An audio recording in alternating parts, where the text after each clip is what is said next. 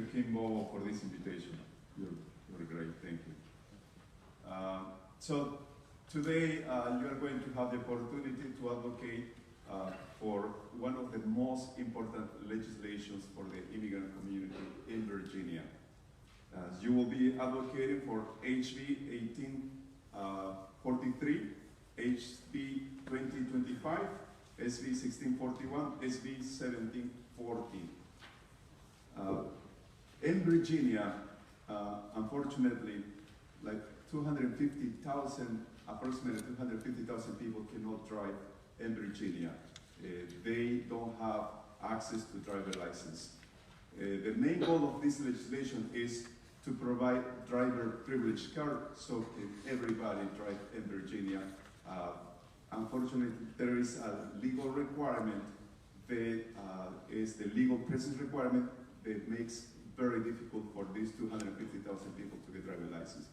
With this legislation, what we want is to provide driver license, and the main arguments for these legislations are once you get a driver license, the roads of Virginia will be safer. Because if you get driver license, you will pass the test examination, physical examination, and also all the requirements. And this is good for Virginia, good for our roads. The other main argument that you have is this is good for the economy of Virginia. Virginia will be benefited. If you drive in Virginia, you can go to work. If you are feeding your family, providing economy well for your family, you are contributing to the whole Virginia. So the economy also is on our side. The other big argument is the law enforcement argument. Many police officers, they are not going to tell you publicly that this is better because they are not allowed to do that. But when we have meetings, they always say it is better for police to know who is driving, who is in the roads of Virginia.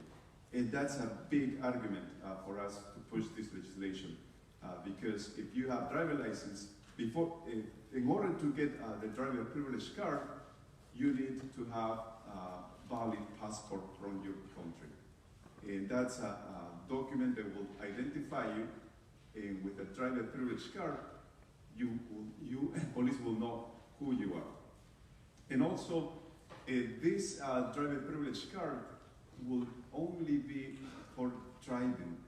You cannot use it for voting, you cannot use it for public benefits or federal identification. So it is very narrow.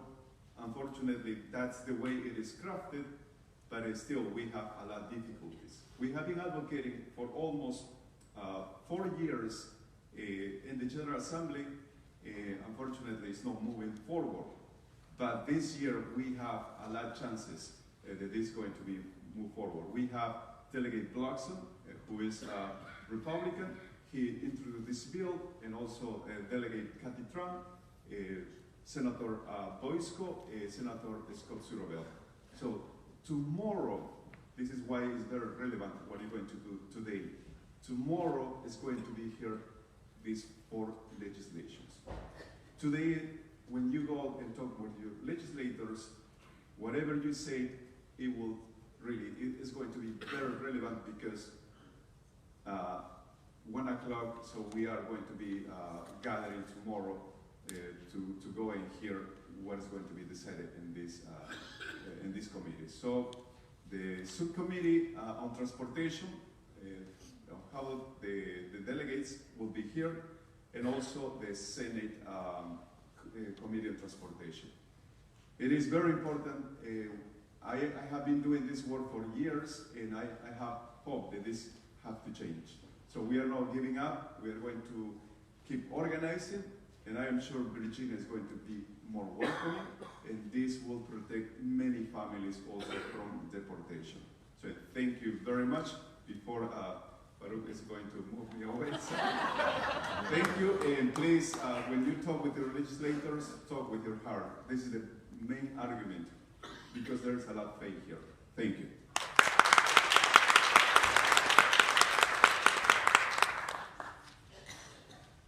Thank you, Edgar. And And now we will hear from Ms. Yanet Limon-Amado, and she is going to talk about advocating for in-state tuition for undocumented immigrants.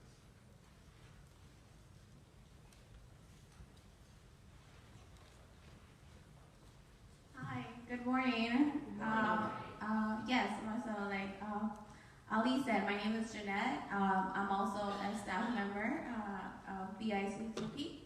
But outside of my job role, I'm actually was a student leader for trying to pass in-state tuition for undocumented and documented students. So, and I can tell you this is something I'm affected directly. I am a DACA recipient, and yes, my family is undocumented. So I live this every day. So for the last two past sessions, actually undocumented students and documented students were able to actually take on the lead and take on the strategy to pass in-state tuition.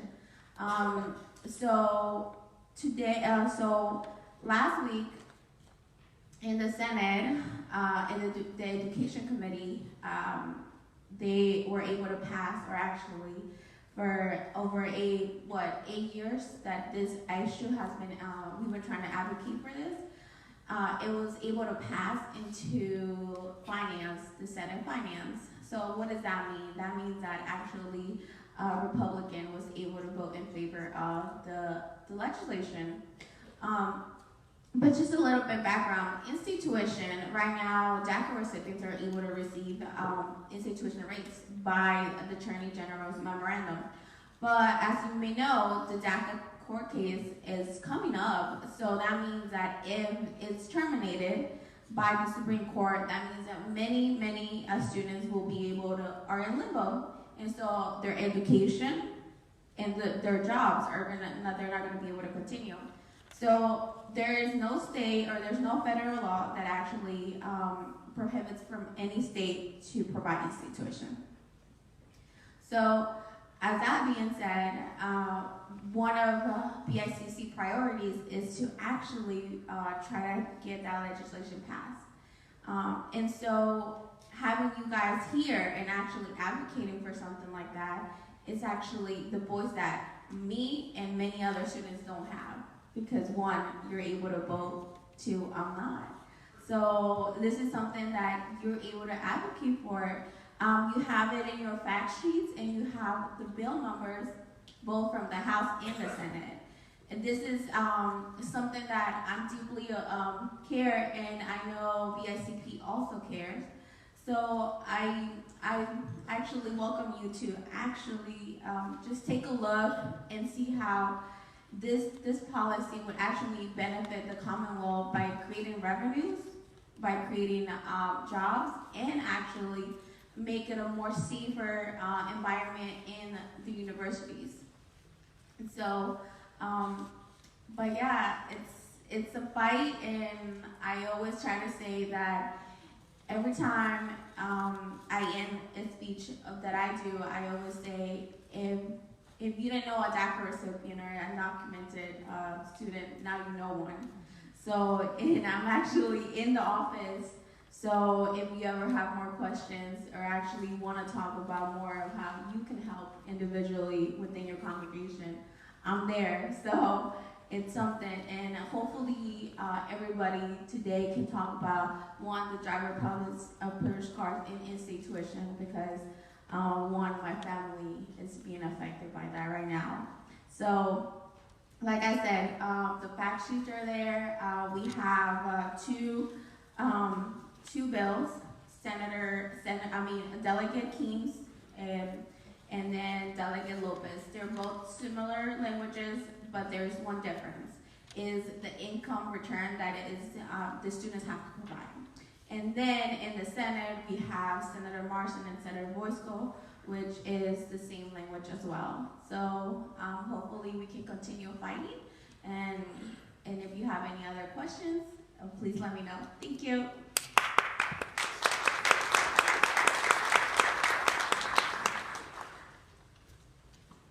Thank you, Janet. So we're now going to shift our attention to wage theft. And we're trying a slightly different legislative strategy, but clearly there's a need to continue educating and building awareness about this very, very important issue. And so we have Mr. Michael Pope here with us. He is an NPR reporter who did an amazing 3-part series on how wage theft in Virginia affects folks. You can find these on our website under the press section. And we've asked him to share briefly what he learned about wage theft in preparing for the series.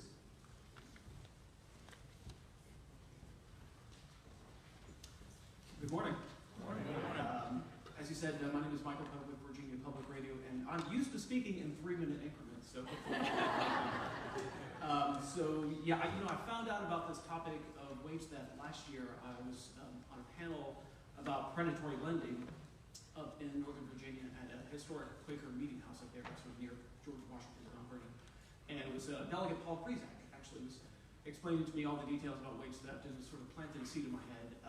So the immediate thing had to do with this Jim Crow language in the code about shoe shine boys and theater attendants, which is all Jim Crow language that he was interested in taking out of the code. But sort of as you pull this thread, it gets deeper, and there's all kinds of really interesting stories about wage theft. And then, of course, I read Ken Bobo's book about wage theft, which is very interesting.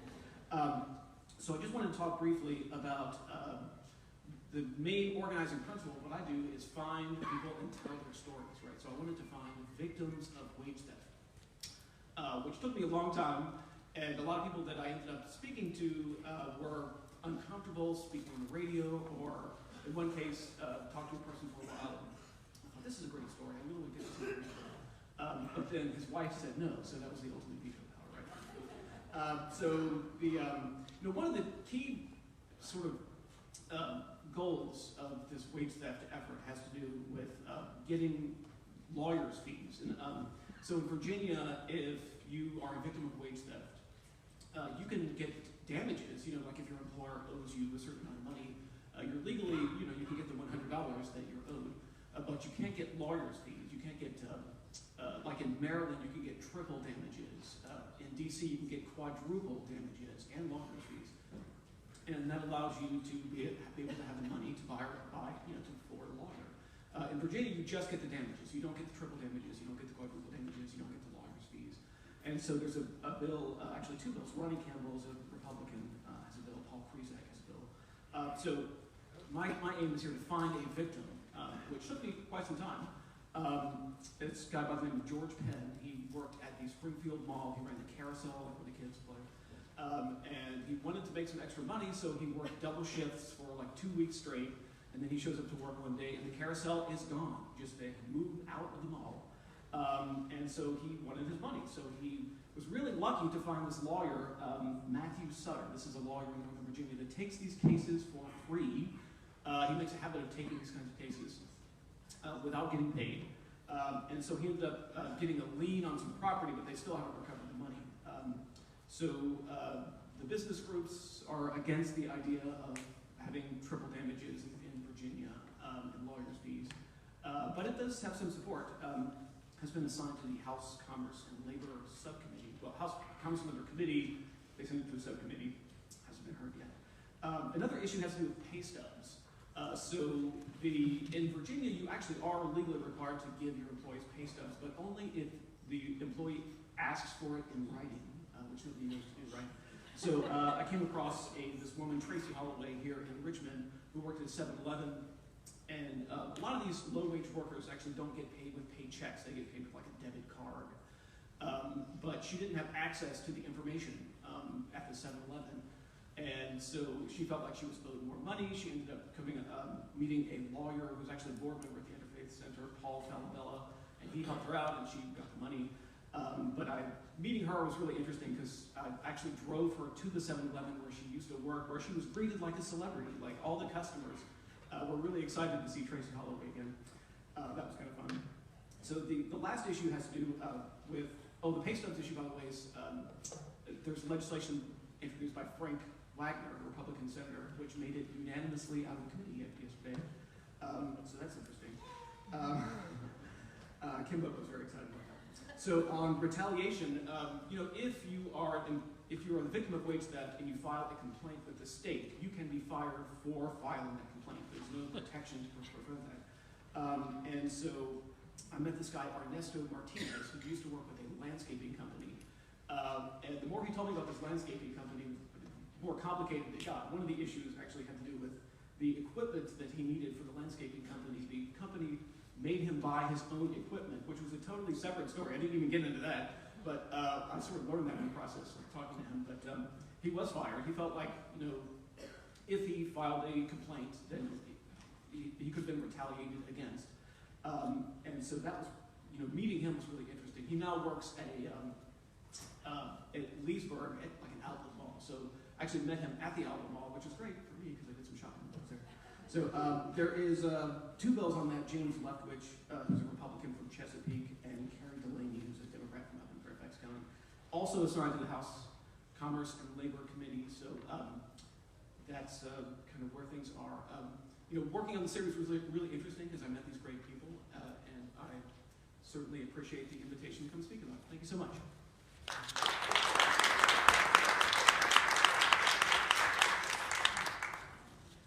Michael, thank you so much for your great coverage. And now we'll hear from John Cano, who has been the community organizer for the Centreville Immigration Forum for 2 years, and he's going to talk more about wage theft and how it affects folks.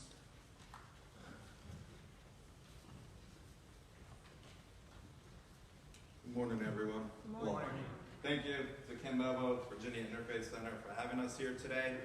Let me ask one question. Does everyone know what wage theft is? Can I get your hands? Okay, so about half of the room. So what is wage theft? Wage theft is when you're working off the clock, stealing tips, not paying overtime, or misclassifying workers. So I know many of us here have experienced wage theft one time in our life. So I'm here today to talk about wage theft and what needs to be done at the Virginia General Assembly. These proposals are very sensible. We're not asking to raise the minimum wage. We're only asking for more protection to our workers. So I want to focus on two bills that you guys can see in your packet. HB 2664, wage payment statements. As my partner already mentioned, as of right now, it is not required for your employer to provide you a pay stub. If you ask me, that's ridiculous. You need to know how many hours you worked, what they're deducting, because believe it or not, many workers don't know or don't even keep track. And by providing a pay stub, that will allow them to know exactly how many hours they've worked. Especially the work I do, I help workers recover unpaid wages through direct negotiation in small claims courts. Having a pay stub is huge if you want to take them to small claims court. And if they don't have that, they don't have the right paperwork to go fight for their rights. So now let's take a look at HB 2363, non-payment of wages. As of right now, there's no protection for a worker who wants to report their employer. And I've come through many folks in our organization that don't even want to report it because they're afraid they're going to lose their job. They said, these $200, $500 is not worth when I get paid $1,000 each month. So what happens is they allow these individuals to keep ripping off families, not allowing them to provide for their children. So these are very sensible legislation that we're asking for right now.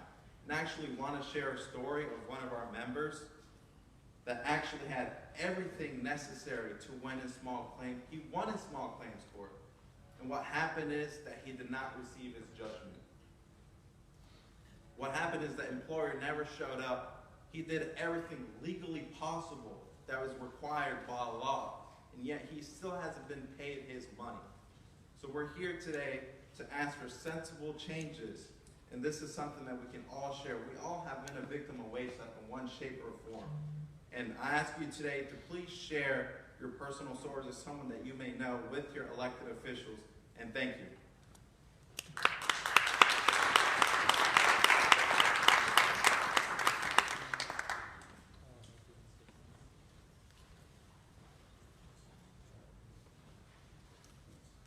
And now, Benjamin Hoyne, the Interfaith Center's awesome new public policy director, will quickly explain the wage theft bills that we have in Hoyne. Thanks, Ali. And for those who I have not met, I'm Benjamin Hoyne, as Ali mentioned, new policy director, started in November. Thrilled to be here. Just want to take a second to go back and talk about the opportunity we have on driver's privilege cards. As Edgar mentioned, they're both being heard in committees tomorrow. This is really a monumental opportunity we have, and so I encourage you all to speak with your legislators, especially if you have these legislators. We definitely want to make sure we talk to them. Delegate Collins from Winchester, Delegate Yancey from Newport News, Delegate Miares from Virginia Beach. Additionally, in the Senate, Senator Steff from Virginia Beach, Senator Chase from Chesterfield, Senator Peake from Lynchburg, Senator Suderline from Roanoke, Senator Edwards from Roanoke, and Senator Cosgrove from Chesapeake. So if any of those are your representatives, we definitely talk to me, happy to go with you. Those are definitely folks that we want to talk to about driver's privilege. All right, so back to wage theft. I think both Michael and John did a great job talking about some of the various aspects of wage theft, what it is, some of the legislation. A couple quick opportunities to engage, and obviously we're all going through the document that's on the first page of your folder on the right-hand side, Virginia Interfaith Center 2019 priority legislation. So you can see under the wage theft category, SB 1079, Senator Spruill's bill, which has the Jim Crow exemptions.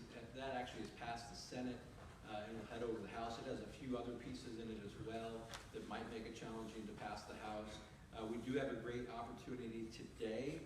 HB 2473, Delegate Cia Price from Newport News has a bill that is just strictly removing the minimum wage exemptions for kind of that historical Jim Crow era jobs, such as newsboys and shoeshine boys and ushers and whatnot. That is up in House Commerce and Labor Subcommittee number 2. Tim Hugo from Fairfax is the chair of that committee.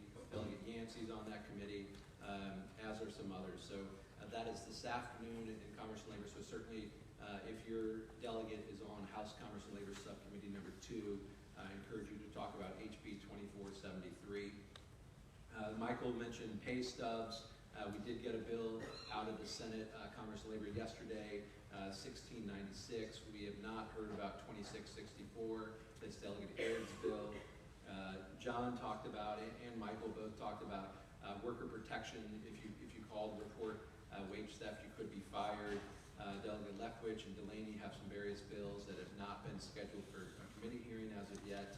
And then John shared a great story about a worker that went to Small Claims Court and did everything possible under the law as it currently is, and they still haven't gotten paid. And one of the reasons is that there is no private cause of action here in Virginia, and that's, and Michael alluded to as well, that's what would allow the legal profession to get involved. So that actually lawyers, there is no private cause, so they can't get involved in it. Paul Falabella and other lawyers in the room could tell you more about that, but we're really working on trying to get that hearing. It just got moved from one committee to another, so we're going to keep working on that. But those are our wage theft bills. Again, the one that we have an opportunity to do something about today is the very first one, HB 2473, Delegate Cia Price, that is House Commerce and Labor, sub number 2. So Tim Hugo, David Yancey, and some others that are on the Commerce and Labor Subcommittee. Encourage you to talk to them. So thanks very much, and I look forward to seeing you at the Capitol.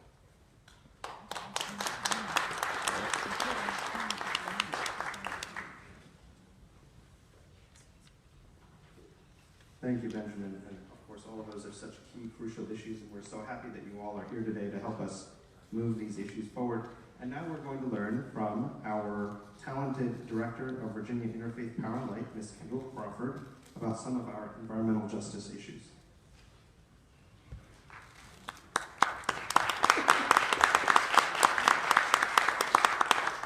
Hi.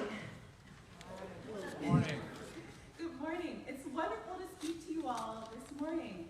Again, my name is Kendyl Crawford. I'm the Director of Virginia Interfaith Power and Light, now a program of the Virginia Interfaith Center. The mission of Virginia Interfaith Power and Light is to grow healthy communities and advance climate justice through education, advocacy, and worship. Today I'm going to share a little about myself, our legislative priorities, and finish with how you can get involved. Although I am here to talk to you all about our environmental priorities, I do have to confess that I haven't always considered myself to be an environmentalist. What motivates me to care for the planet, for all of creation, stems from a place of being restless for justice, a feeling that in order to live up to our moral responsibility to care for one another, we must make sure that we all have a safe and stable climate and clean air, water, land, and food. I remember back in high school, 2005, watching Hurricane Katrina unfold on TV. The devastation and death that took place. Almost 2,000 people died. That moment pulled back the curtain and revealed two things for me. Number one, the persistent inequalities of our society and how far we must continue towards true liberty and justice for all. And number two, how integrally our society, how integrally we all are connected with and rely on the planet. I realized that climate change and environmental justice intersect with other social justice issues, such as racism, economic justice, disenfranchisement of communities, voting rights, just to name a few. Zooming forward to 2019, just in the past couple of years, we have witnessed an even worse hurricane, Maria, that killed far more people than Katrina, actually over 3,000. Puerto Rico is still reeling to this day, now 2 years later. Just last year, we saw Hurricane Florence hit our neighbors to the south, who are still cleaning up their waterways and repairing their communities. Global warming will continue to make hurricanes more deadly and destructive. Of the last 18 years, 17 of them have been the warmest on record since we began keeping track. A warming world means more extreme storms, more droughts, more massive wildfires, more famines and starvation, more disease, more refugees, more poverty, and more conflict. Even the Pentagon has deemed global warming a threat multiplier. In short, more suffering and exacerbation of our existing social and economic inequalities. We are now living in a world where experts have made it painfully clear in report after report that we only have a few years, 11 to be exact, to limit dangerous warming by cutting carbon pollution. The difference between allowing 1.5 to 2 degrees of warming is that several hundred million people across the world would be exposed to dangerous climate-related risks by 2050. The kicker is, though, we are not headed towards 1.5 or 2 degrees of warming. At the rate that we are going, we are on track to have around 4 degrees of warming by the end of the century. Think of it this way. We have a long marathon to run, and instead of taking the first steps, we have been running in the opposite direction. So we must ask ourselves, are we willing to let our neighbors, to let the least of these, live in sacrifice zones? Are we willing to expose our children and grandchildren to dangers and risks not experienced before? Right now, we are answering those questions with a resounding yes. Yes, we are willing to let this happen. Now you understand the urgency with which we must act to protect our children and future generations. So I don't see climate change as a scientific or political issue or just an environmental issue. I see it as a moral one at its core. We just talked about how environmental degradation and especially global warming exacerbate a number of issues that people of faith are already working on. Hunger, sickness, clean water, immigration and refugees, global conflict. So what are we doing about this problem during this General Assembly session? In your folders, you will find a sheet entitled Speaking Out for Our Neighbors and All Creation. This fact sheet lays out our top priorities on the environment, including environmental justice, limiting carbon pollution from from our power plants, cleaning up toxic coal ash, and increasing access to clean solar energy for our homes, communities, and congregations. Please take a quick look at the list and be sure to thank your legislator today if they are patroning any of the listed bills, and ask your legislator to support them if they serve on any of the committees. I'll dig into two of our issues now, environmental justice and coal ash. Our top priority for the year is environmental justice. Well, what is environmental justice, you ask? Environmental justice expresses the value that your health should not suffer because of the environment where you live, work, learn, play, or pray. HB 2696 codifies Virginia's Environmental Justice Advisory Council and is currently being patroned by Delegate Perry. Has a number of co-patrons. It's been assigned to the Rules Committee, so if your delegate is Cox, Gilbert, Lance, Kilgore, Ware, Chris Jones, Horak, Knight, Ingram, Austin, Marshall, Plum, Carr, Ward, Torian, Bagby, or Fillercorn, they all serve on that committee, so they're especially important to let them know that you support this bill. Please be sure to encourage them to support HB 2696 to codify the Environmental Justice Council. And the council would provide recommendations to the governor on integrating environmental justice concerns and considerations throughout our state's policy. There's also a leave behind for environmental justice entitled Ensuring Environmental Justice for All, and that's in your folder. Delegate Keene actually has also sponsored a bill to codify the Environmental Justice Council, HB 2330, which is also an excellent bill.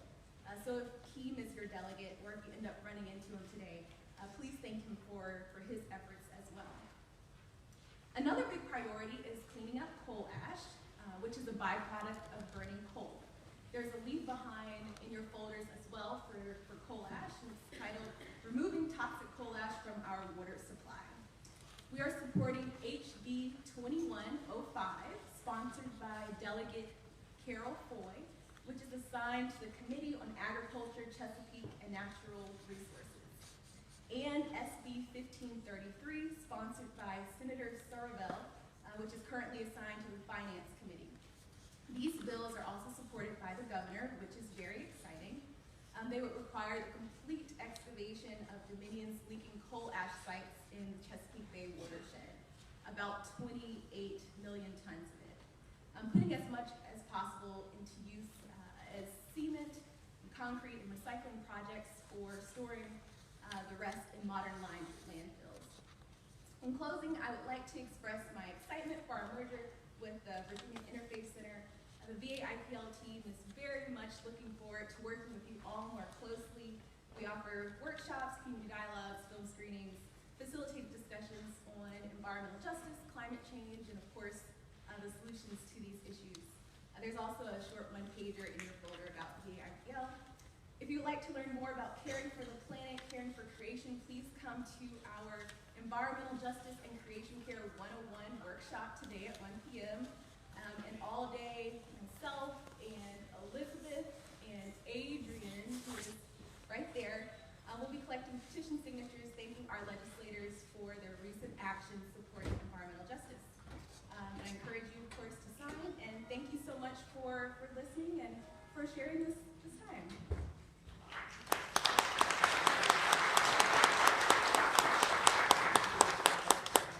Thank you, Kendyl. And now last, we're going to ask Reverend Pat Shipley, who's a retired pastor of this beautiful church and a member of the Interfaith Center board, to come up and talk about why we oppose the Guns in Worship bill.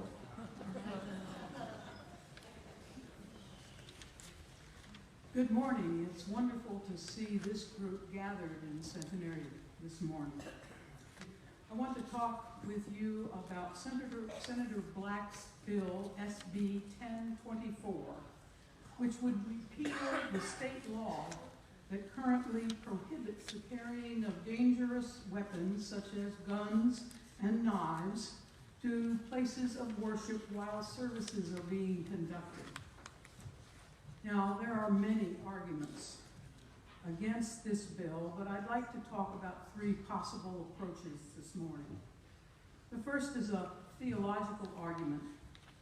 Guns and other dangerous weapons are symbols of the secular response to difference, a response characterized by fear, intolerance, and potential violence.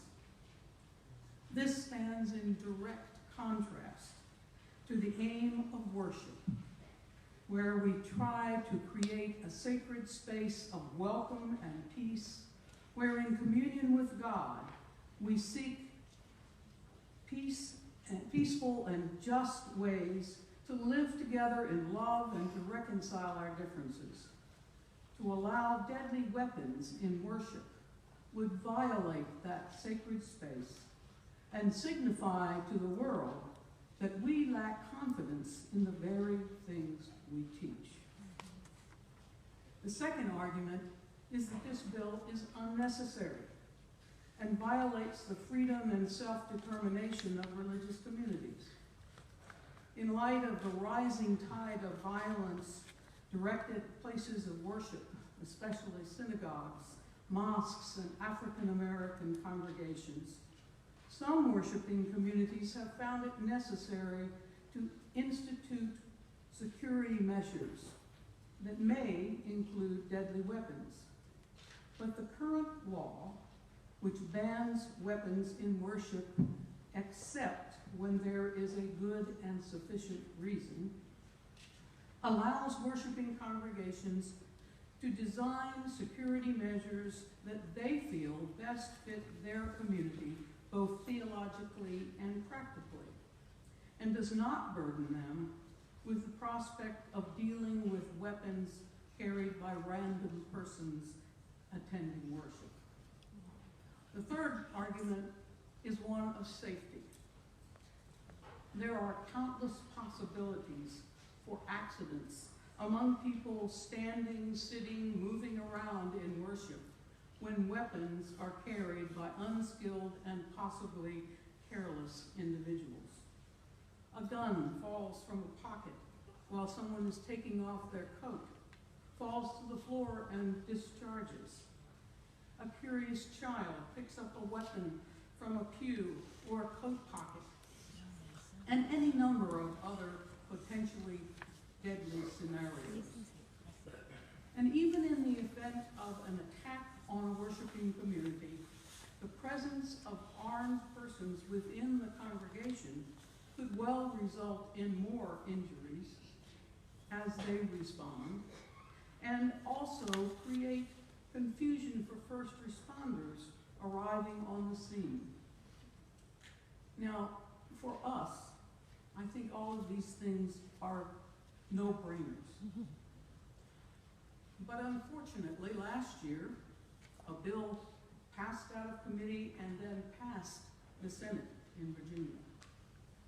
This year's bill, Senator Black's bill, passed yesterday out of the Senate Commerce and Labor Committee.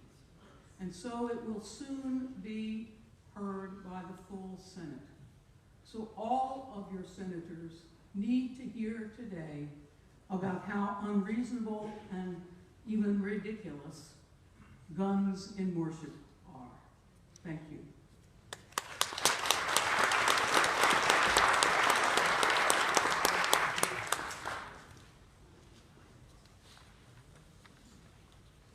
Apologies for the folks that are following along on their two-page document at the front. I noticed a little typo. Senate Bill 1024, Guns and Worship. Underneath it, it says SB 1696. It's 1024 is the Guns and Worship Bill. Sorry, lots of different documents. So on your little two-pager, it says SB 1696 on Guns and Worship. It's 1024. Thanks. Yeah, I was actually joking with a bunch of other Muslims this morning that we should just have a group of Muslims meet with Dick Black and that bill will probably die tomorrow. Senator Black, we love this bill. Imagine all the guns in every mosque in Virginia.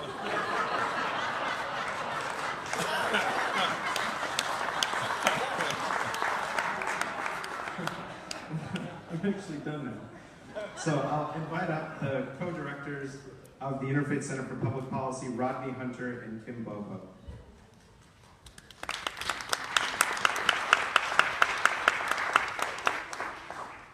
So there are additional bills that we are supporting beyond these on criminal justice reform and evictions, the EITC, but mostly today we want you to talk about the bills that we described. Most bills are passed directly as they come out of committee. Now there are a few bills that we can, that there are fights on the floor, and frankly we think this guns and worship bill might be one we could have a fight on the floor on. But most bills really are whatever comes out of committee. And so we are, we've spent an enormous amount of time trying to think about, okay, if you're meeting with Delegate Yancey, he chairs the Transportation Committee, so you should talk particularly about the driver's privilege card, right? I mean, it's that kind of work on committee that we've really tried to focus on. So you need to, the logistics of the day are a little complicated. So first, make sure you look on the back of your name tag to find out when your appointments are.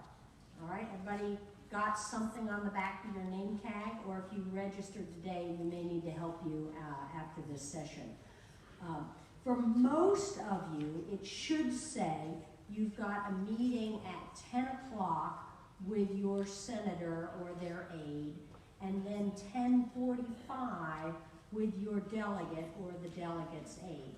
Now, occasionally when we try to make the appointments, they'd say, oh no, we can only meet at 10:15, and we'd say, okay. So again, sometimes the times are a little bit different. And it should be reasonably easy to coordinate before you go to your Senate meeting, because you're supposed to be sitting in the pew based on your senator. Now, I know some folks came in late, so because of bus problems or whatever. So we need to make sure that you connect with the right pew. Everybody understand who are over there? Okay, so we need to get you to the right pew. And then someone on each pew has been ordained by us. You may wonder why we ordained you as the leader, but you have been ordained as the leader. Either we knew you and thought you'd be great, or we just had two people we didn't know and we just picked one. So you've been ordained to do this. You know, we all believe that God calls us in special ways, so we've been ordained for this task, this day. The leader's packet has a little form to fill out, but it also has the messaging. Okay, so can everybody look and see if you have a leader on your row? Can the leaders on the rows raise your hand? Oh, some of you know who you are. This is good. Who's the Senate leader? Somebody on your row should be a leader. Somebody is Senate leader? Is it different for Senate and delegate, right? Right now we're only looking at the Senate leadership.